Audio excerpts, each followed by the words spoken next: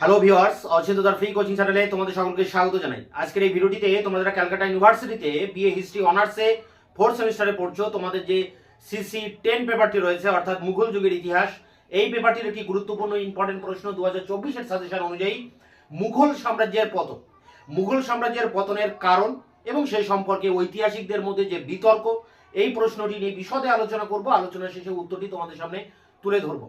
তোমাদের এই সাজেশনের আরো কিছু কিছু প্রশ্ন, যেমন এখানে বলা যায় পায়বাকি খালিশা যে একটা টিকা রয়েছে, বা এখানে রয়েছে পুরন্দরের সন্ধি, বা বাবরের ভারত আক্রমণের তাৎপর্য, এই কয়েকটি প্রশ্ন বাদে আর সমস্ত প্রশ্নের উত্তর আমার চ্যানেলে আমি ইতিমধ্যে আপলোড করে দিয়েছি। তার লিঙ্ক দেওয়া থাকবে ভিডিও ডেসক্রিপশন বক্সে, তোমরা ভিডিওগুলো অবশ্যই দেখে নিও। আর যে তিনটি প্রশ্নের কথা বললাম সেটি আগামী 1 থেকে 2 দিনের মধ্যে আমি তার উত্তরগুলি নিয়ে বিস্তারিত আলোচনা সহ তার অ্যান্সার তোমাদের সামনে এনে তুলে ধরবো। তো তোমরা অবশ্যই চ্যানেলকে সাবস্ক্রাইব করে চ্যানেলের পাশে থাকবে এবং বন্ধুদের কাছে শেয়ার করবে, নিজেদের মতামত জানাবে কমেন্ট সেকশনে, এবং ভিডিওটি ভালো লাগলে অবশ্যই শেষে একটা লাইক দেবে। তো চলো শুরু করি। আজকের ক্লাসের মূল আলোচনার বিষয়কে একবার বোর্ডে দেখে নিই। BA history honours 4th same AC same CC 10। এখানে প্রশ্ন হচ্ছে মুঘল সাম্রাজ্যের পতনের কারণ। তো মুঘল সাম্রাজ্যের কেন পতন হয় সেই কারণগুলো এখানে আলোচনা করতে হবে। পাশাপাশি ঐতিহাসিকদের যে বিতর্ক রয়েছে, ঐতিহাসিকদের বিতর্কের কারণ কি না, কোনো একজন ঐতিহাসিক হয়তো কোনো একটা কারণকে বেশি গুরুত্ব দিচ্ছেন, আর এক ঐতিহাসিক হয়তো আরেকটা কোনো কারণকে গুরুত্ব দিচ্ছেন। তা এই ঐতিহাসিকদের মধ্যে এই তর্ক বিতর্ক, যারা তোমরা এখনো এই প্রশ্নটির অ্যান্সার করোনি, আজকের এই ভিডিও ক্লাস যদি তোমরা একবার দেখো তাহলে তোমাদের এই বিষয়টা কনসেপ্ট একদম ক্লিয়ার হয়ে যাবে। তারপরে যে নোটসটা আমি তোমাদের দেবো, দেখবে একেবারে জলের মতো মুখস্থ হয়ে যাবে। এবং এটা একটা ইম্পর্টেন্ট প্রশ্ন, মুঘল সাম্রাজ্যের পতনের কারণ। দেখো, সাম্রাজ্যের উত্থান যেমন হয়, সাম্রাজ্যের পতনও কিন্তু একদিন অনিবার্য। তো মুঘল সাম্রাজ্যের ক্ষেত্রেও তাই হয়। মুঘলরা ভারতব্যাপী একটা বিরাট বড় সাম্রাজ্য তৈরি করে 1526 সালে পানিপথের প্রথম যুদ্ধের ভিতর দিয়ে বাবর। কিন্তু ঔরঙ্গজেবের মৃত্যুর প্রায় 50 বছরের মধ্যে এই সাম্রাজ্য কিন্তু ধূলিসাৎ হয়ে যায়। অর্থাৎ 1707-এ ঔরঙ্গজেবের মৃত্যু, তারপর 1757 বা 1800 সালের মধ্যে কিন্তু এই সাম্রাজ্যের আর অস্তিত্ব থাকে না। এই দিল্লি অঞ্চলে, মানে রাজধানী অঞ্চলে কিছুটা সীমাবদ্ধ হয়ে পড়ে, আর সারা ভারতে কিন্তু সব আঞ্চলিক রাজ্যের উত্থান হয়। হায়দ্রাবাদ, বাংলাদেশ, বা অযোধ্যা, মহীশূর, এরকম বিভিন্ন রাজ্যের উত্থান হয়। তাহলে মুঘল সাম্রাজ্য বলে আর কিছু থাকে না। এখন এই মুঘল সাম্রাজ্যের পতন নিয়ে বিভিন্ন প্রাচীন যেসব ঐতিহাসিকরা রয়েছেন, যেমন William Irvine, Vincent Smith, Satish Chandra, Ishwari Prasad, তারা কিন্তু অনেকগুলো কারণের কথা বলেছেন। তারা প্রথমে বলছেন যে এই সাম্রাজ্য বিরাট আকারে ছিল, সেটা একটা কারণ।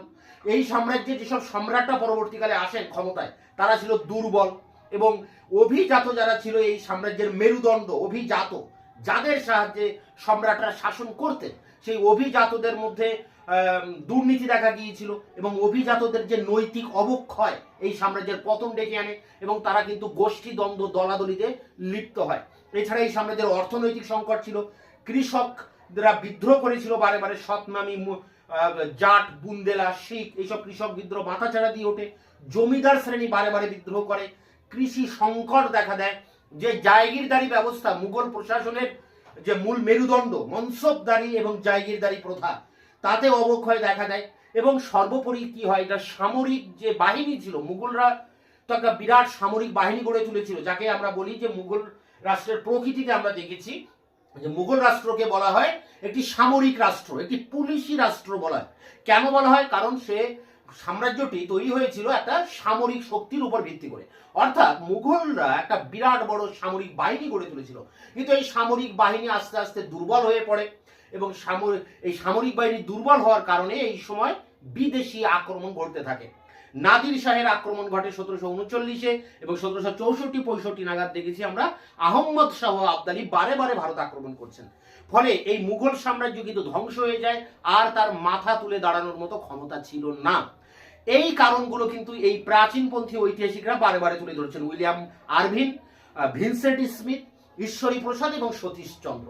তবে এই কারণগুলোকে মাথায় রেখে আধুনিক কালের কিছু ঐতিহাসিকেরা আবার অর্থনৈতিক কারণ, সামাজিক কারণ, সামরিক কারণ এবং রাজনৈতিক কারণের কথা উল্লেখ করেছেন।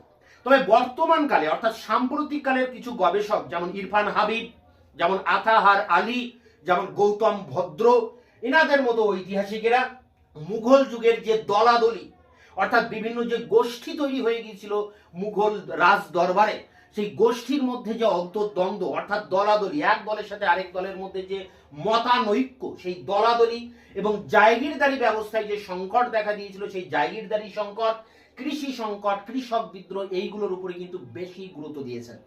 তো এইগুলো নিয়েই হচ্ছে এই ঐতিহাসিকদের তর্ক বিতর্ক। আমরা মুঘল সাম্রাজ্যের পতনের যে কারণ, প্রপার যে কারণ, সেই কারণগুলোকে আমরা 10টি পয়েন্টের ভিতর দিয়ে আলোচনা করব, যাতে তোমাদের বুঝতে সুবিধা হয়। এক্ষেত্রে প্রথম যে কারণটা আমরা দেখবো সেটি দেখো রয়েছে বিশালতা, অর্থাৎ মুঘল সাম্রাজ্য একটা বিরাট আকার ধারণ করেছিল। আকবর যে সাম্রাজ্যবাদী শাসক আকবর, তিনি যে একটা বিরাট বড় সাম্রাজ্য তৈরি করেছিলেন মুঘল সাম্রাজ্য, পরবর্তীকালে আমরা দেখছি যে ঔরঙ্গজেবের আমলে তা বিরাট আকার ধারণ করে। কারণ ঔরঙ্গজেব দক্ষিণ ভারতে বিজাপুর, গোলকুন্ডা, আহমদনগর এই জায়গাগুলো দখল করেন। ফলে মুঘল সাম্রাজ্য ঔরঙ্গজেবের সময় বিরাট আকার ধারণ করেছিল। এত বড় সাম্রাজ্যে যোগাযোগ ব্যবস্থা কিন্তু খুব ভালো ছিল না। ফলে এই যে প্রত্যন্ত অঞ্চল অর্থাৎ সাম্রাজ্যের যে প্রান্ত দেশগুলিতে যদি কোনো বিদ্রোহ দেখা দিত, কোনো সামন্ত রাজা যদি মাথা চাড়া দিত, তাহলে দ্রুত গিয়ে সেই বিদ্রোহ দমন করা কিন্তু সম্ভব হতো না। তাই এই ঔরঙ্গজেবের সময় থেকেই তার এই মুঘল সাম্রাজ্যের পতন কিন্তু শুরু হয়। সাম্রাজ্য যেমন একদিকে বিশাল আকার ধারণ করেছে, ফলে এই বিশাল আকার সাম্রাজ্যই আবার এই সাম্রাজ্যের পতনের কারণ হয়ে উঠেছিল। এরপরে দেখো উত্তরাধিকার সংক্রান্ত দ্বন্দ্ব। তা মুঘল সাম্রাজ্য দাঁড়িয়েছিল সম্রাটের ব্যক্তিগত ক্ষমতার উপরে। আকবর, জাহাঙ্গীর, শাহজাহান, এনারা, ঔরঙ্গজেব, এনারা খুব যোগ্য শাসক ছিলেন। ফলে এনারা তাদের বাহুবলের সাহায্যে, নিজের ব্যক্তিত্বের সাহায্যে সাম্রাজ্যকে টিকিয়ে রেখেছিলেন, সাম্রাজ্যের বিস্তার ঘটিয়েছিলেন। কিন্তু পরবর্তী যেসব সম্রাটরা ক্ষমতায় আসেন, যেমন জাহাঙ্গীর শাহ, মোহাম্মদ শাহ, এখানে ফারুক শিয়র, এনারা সব ছিলেন দুর্বল, বিলাস প্রিয়। এরা বৃদ্ধ বয়সে সিংহাসনে বসে, ফলে এরা ছিল বিলাসী, এবং এরা আমোদ প্রমোদে গা ভাসিয়ে দিতেন। নর্তকী সুরা নিয়ে এরা সবসময় ব্যস্ত থাকতেন। এরা সবসময় মাদকাসক্ত ছিলেন। ফলে এরা প্রশাসনের দিকে ততটা নজর দেননি। ফলে এই সাম্রাজ্য কিন্তু ধীরে ধীরে পতনের দিকে এগোতে থাকে। ফলে উত্তরাধিকার সংক্রান্ত কিন্তু একটা সমস্যা এখানে দেখা দিয়েছিল। এবং উত্তরাধিকার সংক্রান্ত দ্বন্দ্বটা কি? দ্বন্দ্বটা এই, মুঘল সাম্রাজ্যে কোনো উত্তরাধিকার আইন ছিল না। সম্রাট মারা যাওয়ার পরে কোন ছেলে, অর্থাৎ বড় ছেলে না ছোট ছেলে সিংহাসনে বসবে, এটা কিন্তু নির্দিষ্ট করে বলা ছিল না। ফলে সম্রাটের মৃত্যুর পর ভাইদের মধ্যে কে সিংহাসনে বসবে তাই নিয়ে তাদের মধ্যে দ্বন্দ্ব দেখা দিত। শাহজাহানের জীবিত কালেই আমরা দেখেছি যে তার পুত্র ঔরঙ্গজেব বাকি ভাইদেরকে হত্যা করে সিংহাসনে বসেন। পরবর্তীকালে কিন্তু এই ট্র্যাডিশনটা থেকে যায়। ফলে এই উত্তরাধিকার সংক্রান্ত দ্বন্দ্ব সাম্রাজ্যের পতন ডেকে নিয়ে এসেছিল।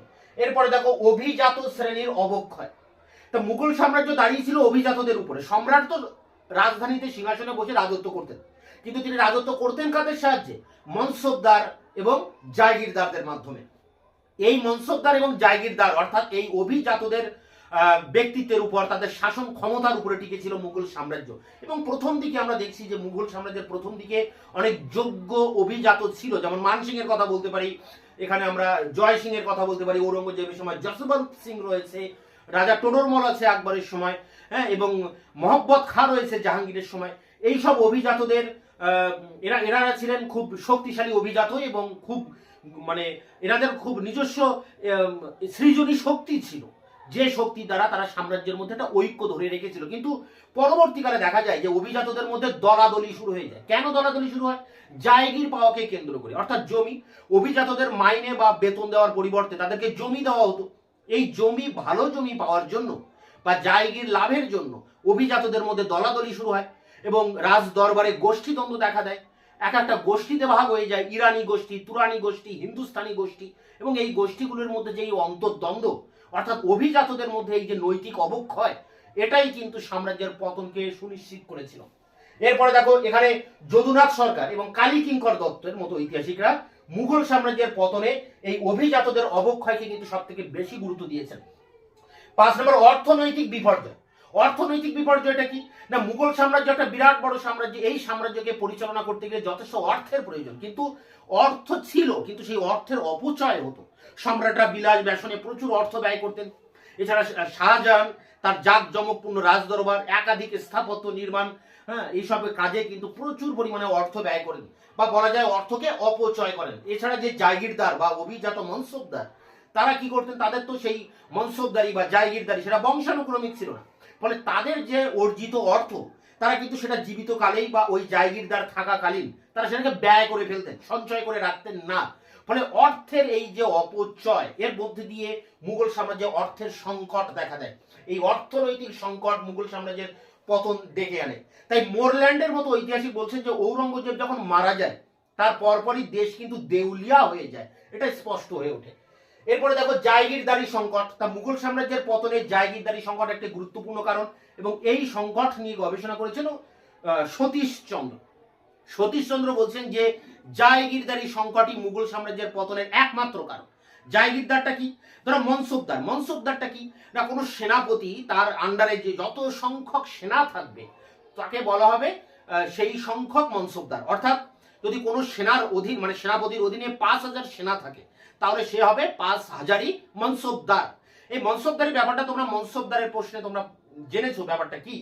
এখন এই মনসবদারকে যে বেতন দেওয়া হতো সেই বেতনের পরিবর্তে তাকে দেওয়া হতো জমি, অর্থাৎ সেই জমি থেকে রাজস্ব আদায় করে ওই মনসবদার তার বেতন মেটাতেন বা তার যেসব সেনারা ছিল সেই সেনাদের বেতন দিতেন। অর্থাৎ যিনি মনসবদার তাকে জমি দেওয়ার ফলে তিনি হয়ে যাচ্ছেন জায়গিরদার। এখন এই জায়গিরদাররা বা মনসবদাররা একই ব্যক্তি। এনারা ভালো জায়গির পাওয়ার জন্য এনারা দলাদলি শুরু করে দেন, এবং দেখা যায় যে একটা টার্গেট মানে জমা এবং হাসিল দুটি কথা আছে। জমাটা কি না, একটা টার্গেট করা হচ্ছে যে এই জমি থেকে এত টাকা রাজস্ব উঠবে, হয়তো 50 টাকা রাজস্ব উঠবে বলে একটা ধার্য করা হলো, কিন্তু বাস্তবে গিয়ে দেখা গেল 25 টাকা রাজস্ব উঠছে। অর্থাৎ হাসিল কত হলো, আদায় কত হলো 25 টাকা, ঘাটতি কত থেকে গেল 25 টাকা। এই যে জমা এবং হাসিলের মধ্যে এই যে ফারাক, এই ফারাকই জায়গিরদারি সংকটকে ত্বরান্বিত করে। এবং পরবর্তীকালে আমরা দেখতে পাচ্ছি যে এই জায়গিরদাররা বা এই মনসবদাররা তার ওই জায়গির থেকে রাজস্ব আদায় করার জন্য কর্মচারী নিয়োগ করতেন, অর্থাৎ ইজারাদারদের নিয়োগ করতেন টাকার বিনিময়ে। এখন এই ইজারাদাররা বেশি বেশি করে রাজস্ব আদায় করার জন্য সেই অঞ্চলের মানে ওই জায়গিরের অঞ্চলের কৃষকদের উপরে অত্যাচার করতেন। ফলে কৃষকরা সেই অত্যাচার সইতে পারতো না, তারা বারে বারে বিদ্রোহ করতো, অনেক সময় জমি জমা ছেড়ে তারা পালিয়ে যেত। অধ্যাপক গৌতম ভদ্র তার মুঘল যুগের কৃষক বিদ্রোহ ও কৃষক শ্রেণী এই গ্রন্থে তিনি কিন্তু এই মুঘল সাম্রাজ্যের পতনে এই কৃষকদের বিদ্রোহকেই বারে বারে তিনি তুলে ধরেছেন। এবং এক্ষেত্রে আমরা দেখেছি যে একাধিক বিদ্রোহ মুঘল সাম্রাজ্যে কিন্তু বারে বারে কৃষক বিদ্রোহ হয়েছে। সতনামি, বুন্দেলা, জাট, শিখ বিদ্রোহ সবগুলো কিন্তু কৃষক বিদ্রোহ, যদিও এর মধ্যে ধর্মীয় চরিত্র ছিল সেটা ঔরঙ্গজেবের কারণে। তাই এইভাবে জায়গিরদারি সংকট কিন্তু মুঘল সাম্রাজ্যের পতনকে ত্বরান্বিত করে। এরপরে আছে কৃষক বিদ্রোহ। কৃষক বিদ্রোহের কথা বললাম যে কেন কৃষকরা বিদ্রোহ করছে। এরপরে দেখো শিল্প বাণিজ্যে অবক্ষয়। তা মুঘল সাম্রাজ্যের অর্থনীতি ছিল কৃষির উপর নির্ভরশীল, ফলে কৃষির দিকে বেশি নজর দিতে গিয়ে শিল্প বাণিজ্য অবহেলিত হয়। এছাড়া মুঘল সম্রাটরা বা রাজপুরুষেরা, অভিজাতরা যারা ব্যবসা বাণিজ্য করতেন তাদের উপর অত্যাচার করতেন এবং তাদের কাছ থেকে জোর জুলুম করে কিন্তু কর আদায় করতেন। রাস্তাঘাট ছিল না ভালো, যোগাযোগ ব্যবস্থা ভালো ছিল না, রাস্তাঘাটে চুরি ডাকাতির ভয় ছিল, ফলে ব্যবসা বাণিজ্য খুব রিস্কি ছিল, খুব বিপদ সংকুল ছিল, ফলে ব্যবসাদারেরা কিন্তু সেইভাবে ব্যবসা বাণিজ্য করতে পারেনি। এর ফলে শিল্প বাণিজ্য অবহেলিত হয়, ফলে যে বিকল্প অর্থনীতি কৃষির পাশাপাশি সেটা কিন্তু মুঘল সাম্রাজ্যে গড়ে ওঠেনি বা সম্রাটরাও এ ব্যাপারে কিন্তু নজর দেননি, যেটা মুঘল সাম্রাজ্যের পতনের একটি কারণ। সামরিক দুর্বলতা। প্রথমে যেটা বললাম যে মুঘল সাম্রাজ্য দাঁড়িয়ে ছিল সামরিক শক্তির উপর, এই সামরিক বাহিনী দুর্বল হয়ে পড়ে এবং যেটা মুঘল সাম্রাজ্যের পতনের অন্যতম একটি কারণ না হলেও প্রধান কারণ। একথা কে বলছেন? William Ervine. উইলিয়াম আরভিন বলছে মুঘল সাম্রাজ্যের পতনে সামরিক কারণ অন্যতম কারণ না হলেও প্রধান কারণ, অর্থাৎ তিনি এটাকেই প্রধান কারণ বলেছেন। মুঘল সাম্রাজ্যের সেনাবাহিনীতে বিভিন্ন জাতের লোক ছিল, তুর্কি জাতি, আফগান জাতি, হিন্দুস্তানি জাতি এবং রাজপুত জাতি, এরকম বিভিন্ন জাতের লোক সেনাবাহিনীতে ছিল। ফলে এদের মধ্যে ঐক্য ছিল না, জাতীয় বাহিনী গড়ে ওঠেনি এবং এদের রণকৌশলও আলাদা ছিল। এবং একটা সময় দেখা যায় যে যখন মুঘল বাহিনী কোনো একটা জায়গায় যুদ্ধ করতে যাচ্ছে তখন সেই বাহিনীর সাথে একটা বিরাট একটা বাজার তার সাথে যেত, নর্তকী থেকে শুরু করে হাট বাজার, মানুষের আমোদ প্রমোদের সমস্ত কিছু ওই বাহিনীর সাথে সাথে কিন্তু যেত।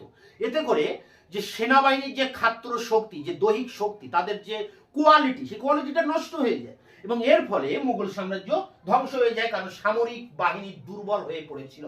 এবং এই সামরিক বাহিনী দুর্বল হয়ে যাওয়ায় যে জাতীয়তাবাদের অভাব, পরের পয়েন্ট আমরা কি বলছি না, জাতীয়তাবাদের অভাব। সতীশচন্দ্র তিনি বলছেন যে সেই সময় ভারতীয়দের মধ্যে জাতীয়তাবাদ কি সেটাই ভারতীয়রা জানতো না। জাতি কাকে বলে, ভারতীয়রা যে একটা জাতি, মুঘলরা যে একটা জাতি, তাদেরকে যে জেগে উঠতে হবে, তাদেরকে ঐক্যবদ্ধ হয়ে থাকতে হবে, এই জাতীয়তা বোধ সেই সময় কিন্তু দেশবাসীর মধ্যে ছিল না। ফলে জাতীয়তাবাদের উত্থান না হয় মুঘল সাম্রাজ্য একটা সময় কিন্তু ধ্বংস হয়ে যায়। তাই এই বললাম আমি 9টি কারণ বললাম। এরপরে দেখো 10 নম্বর কারণ ঔরঙ্গজেবের দায়িত্ব। তা মুঘল সাম্রাজ্যের পতনে ঔরঙ্গজেবের অনেকটাই দায়িত্ব রয়েছে, এটার উপরে আলাদা প্রশ্ন আছে তোমাদের 5 নম্বরে, এবং 10 নম্বরেরও প্রশ্ন আছে। ঔরঙ্গজেবের অনেকটাই দায়ী, কারণ ঔরঙ্গজেবের যে ধর্মান্ধ নীতি, তিনি এই দেশকে ইসলামের দেশে পরিণত করতে চেয়েছিলেন, অথচ এই দেশের বেশিরভাগ লোক হিন্দু। এর ফলে আকবর যে এদেশের যে সংখ্যাগরিষ্ঠ হিন্দুদের মুঘল সাম্রাজ্যের মুখাপেক্ষী করে তুলেছিলেন, রাজপুতদের মুঘলদের অনুকূলে নিয়ে এসেছিলেন, ঔরঙ্গজেবের এই ধর্মান্ধ নীতির ফলে তারা কিন্তু শত্রুতে পরিণত হয়। এদেশের হিন্দুরা ঔরঙ্গজেবকেও শত্রু মনে করে এবং ঔরঙ্গজেবও হিন্দুদেরকে শত্রু মনে করতেন। এর ফলে কি হয়, তার এই গোড়া ধর্মান্ধ নীতির ফলে একাধিক জায়গায় মন্দির ধ্বংস করা হয়, হিন্দুদের উপরে নানা রকম বিধিনিষেধ আরোপ করা হয়, এবং এর বিরুদ্ধে সতনামী, বুন্দেলা, জাট এবং শিখ বিদ্রোহ কিন্তু মাথা চাড়া দিয়ে ওঠে। তাই ঔরঙ্গজেবের দায়িত্ব অনেকখানি। ঔরঙ্গজেবের দায়িত্বকে কখনোই অস্বীকার করা যায় না এবং কোনো ঐতিহাসিক করেনও নি। এরপরে দেখো বৈদেশিক আক্রমণ। এতগুলো কারণে যখন মুঘল সাম্রাজ্য ধুঁকছে, যখন ধ্বংসের দ্বার প্রান্তে উপনীত, ঠিক সেই সময় 1739 সালে মোহাম্মদ শাহের রাজত্বকালে পারস্যের অধিপতি নাদির শাহ ভারত আক্রমণ করে দিল্লির লুটপাট করে ময়ূর সিংহাসন থেকে শুরু করে প্রায় 72 কোটি টাকা তিনি দিল্লি থেকে লুট করে সোনা দানা মণিমুক্ত দাস দাসী আসবাবপত্র কারিগর যত ধনরত্ন আছে সব লুট করে তিনি নিয়ে চলে যান পারস্যে।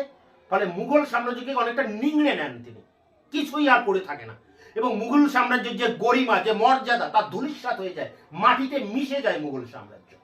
এরপরে দেখা যায় যে এই নাদির শাহের পথ ধরে আরেকজন আফগান অধিপতি আহমদ শাহ আবদালি, তিনি 1764 নাগাদ ভারতবর্ষ আক্রমণ করছেন এবং ভারতবর্ষকে লুট করে তিনি নিয়ে যাচ্ছেন এবং বারে বারে আসছেন। তিনি প্রায় 9 বার ভারত আক্রমণ করছেন। এইভাবে এই বৈদেশিক আক্রমণ এমনভাবে এই মুঘল সাম্রাজ্যের উপর আছড়ে পড়ে, যার ফলে এই মুঘল সাম্রাজ্য তো ধ্বংস হয়ে যায়, আর এই মুঘল সাম্রাজ্য কোনোদিনই আর মাথা তুলে দাঁড়াতে পারেনি। তাই এর যে নোটসটা, এইভাবে তোমাদের বিভিন্ন পয়েন্টের বিরুদ্ধে আলোচনা করতে হবে, পাশাপাশি বিভিন্ন ঐতিহাসিকদের বক্তব্য নিয়ে আলোচনা করতে হবে, তবেই কিন্তু এই ঐতিহাসিকদের বিতর্কের ম্যাটারটা কিন্তু ম্যাচ করবে। তাই এর অ্যান্সারটা, যে 10 নম্বরে যে অ্যান্সারটি আছে, সেই অ্যান্সার নিয়ে আমি এবার অন স্ক্রিনে তোমাদের সামনে আলোচনা করব। BA history honours 4th semester CC 10, Mughal সাম্রাজ্যের পতনের কারণ সম্পর্কে ঐতিহাসিক বিতর্কটি আলোচনা করো, মার্কস 10।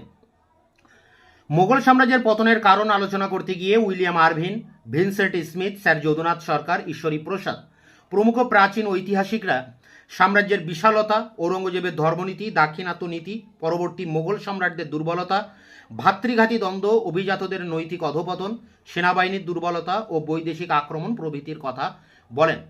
আধুনিক ঐতিহাসিকরাও উপরিউক্ত কারণগুলিকে গুরুত্ব দিলেও তারা নতুন কিছু কারণের উল্লেখ করেছেন।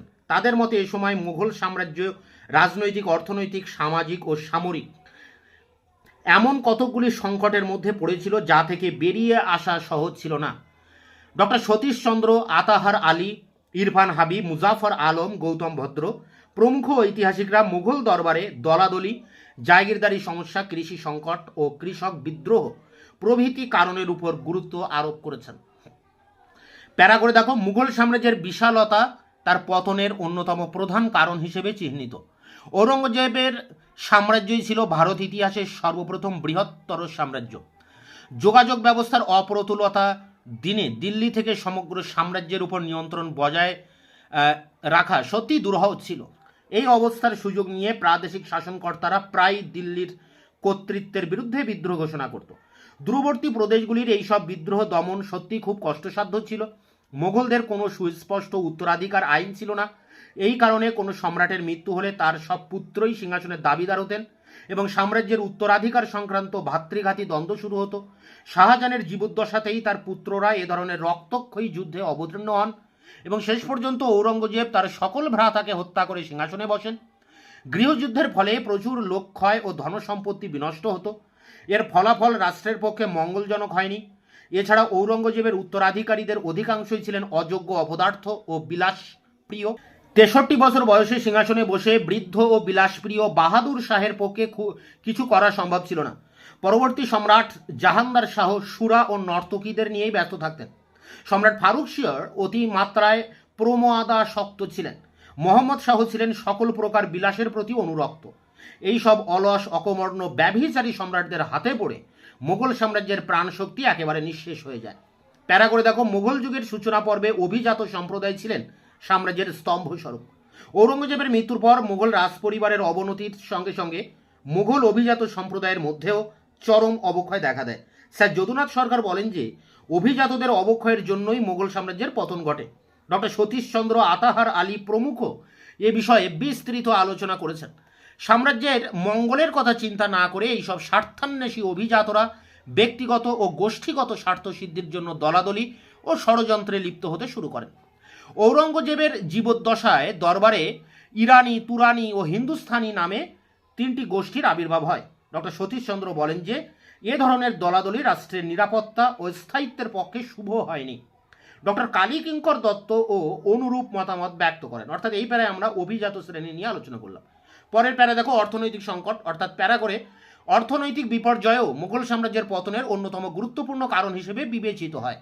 সম্রাট আকবর মুঘল সাম্রাজ্যের একটি সুদৃঢ় আর্থিক কাঠামো গঠন করলেও তার উত্তরাধিকারীদের হাতে তা ধ্বংসপ্রাপ্ত হয়। দরবারের বিশাল জাঁকজমক, রাজপরিবারের বিলাসিতা, সম্রাটদের স্থাপত্য অনুরাগ, অভিজাত বর্গের উচ্চ বেতন, অন্যান্য সুযোগ সুবিধা এবং সেনাদলের বিশাল ব্যয়ভার সাম্রাজ্যের অর্থনীতিকে বিপর্যস্ত করে দেয়। শাহজাহানের জাঁকজমক ও আড়ম্বর প্রিয়তার ফলে রাজকোষ শূন্য হয়ে যায়। ঐতিহাসিক মোরল্যান্ড বলেন যে ঔরঙ্গজেবের মৃত্যুর সঙ্গে সঙ্গে দেশ যে দেউলিয়া তা স্পষ্ট হয়ে ওঠে। ডক্টর সতীশচন্দ্রের মতে সাম্রাজ্যের পতনে জায়গিরদারি সংকটের ভূমিকা খুবই গুরুত্বপূর্ণ। ঔরঙ্গজেবের রাজত্বকালের শেষ দিকে জায়গিরদারি ব্যবস্থা প্রবল সংকটের সম্মুখীন হয়। যদিও এই সংকটের সূত্রপাত হয়েছিল জাহাঙ্গীরের আমলেই। জায়গিরদাররা জায়গির না পাওয়ায় বা নিম্নমানের জায়গির পেয়ে জমা ও হাসিলের মধ্যে সামঞ্জস্য না হওয়ায় সাম্রাজ্যে নানা দুর্নীতি ও অনাচার দেখা দেয় এবং এর ফলে সাম্রাজ্য দুর্বল হয়ে পড়ে। প্যারা করে দেখো, ডক্টর ইরফান হাবিব মনে করেন যে মুঘল যুগে জমিদার ও কৃষকদের প্রতিরোধ আন্দোলনই হল মুঘল সাম্রাজ্যের পতনের অন্যতম প্রধান কারণ। জাগিরদাররা নিজে রাজস্ব আদায় না করে নিলামের মাধ্যমে ইজারাদারদের হাতে রাজস্ব আদায়ের দায়িত্ব অর্পণ করেন। এতে দরিদ্র কৃষকের উপর অত্যাচার ও শোষণের মাত্রাই বৃদ্ধি পেত এবং তারা কৃষি কার্য পরিত্যাগ করে পলায়ন করত। মুঘল যুগের শেষ পর্ব হল জাট, শিখ, সতনামি এইসব কৃষক বিদ্রোহের ইতিহাস। এইসব বিদ্রোহ সাম্রাজ্যের সংহতির মূলে প্রবল আঘাত হানে। মুঘল যুগে কৃষির অবনতি ঘটলেও অর্থনৈতিক উন্নয়নের বিকল্প পথ ছিল শিল্প বাণিজ্যের উন্নতি। এদিকে মুঘল বাদশাহের বিশেষ নজর ছিল না। ঔরঙ্গজেবের পরবর্তীকালে আইন শৃঙ্খলার অবনতির ফলে শিল্প বাণিজ্যে মন্দা ভাব দেখা দেয়। সম্রাট ফারুক শিয়র ইস্ট ইন্ডিয়া কোম্পানিকে বিনা শুল্কে বাণিজ্যের অধিকার দান করলে রাজকোষে অর্থের টান পড়ে এবং নানা ধরনের সমস্যার উদ্ভব হয়, যা সাম্রাজ্যের নিরাপত্তাকে চরমভাবে বিঘ্নিত করে। প্যারা করে দেখো এবার সামরিক সংকট। ইংরেজ ঐতিহাসিক উইলিয়াম আরভিন বলেন যে সামরিক দক্ষতার অভাব মুঘল সাম্রাজ্যের পতনের একমাত্র কারণ যদি নাও হয় তবে অন্তত প্রধান কারণ। মুঘলদের সামরিক সংগঠন ছিল খুবই ত্রুটিপূর্ণ।